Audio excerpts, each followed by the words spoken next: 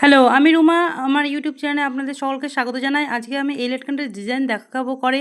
দেখতে পাচ্ছ তোমরা, প্রথমে আমি লম্বাটা ৫ নিয়েছি আর চওড়াটা নিয়েছি ৩। আর এখন কোণ হিসেবে ৪ কোণ, মানে পুটলি স্টাইল যেটা বলে না লটকন, সেই লটকনটা বানাবো। তো চলো দেখতে থাকো। কোণ টাইপ সেলাই করে নেওয়ার পর এখন আমি এই যে নিয়ে নিচ্ছি ৩টা ফিতে।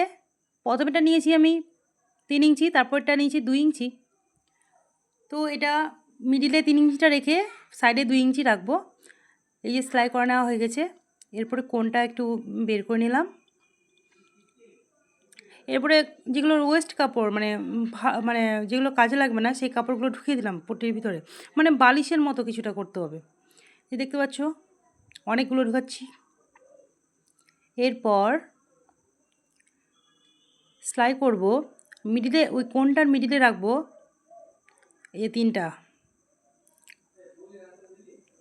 এরকম সেলাই করে নেব।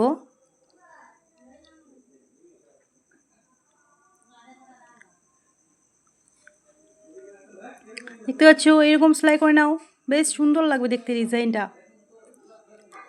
আমি অবভিয়াসলি ইউটিউব থেকে দেখেছি এটা। একটা কাস্টমার আছে, তো ও এরকমই চেয়েছিল।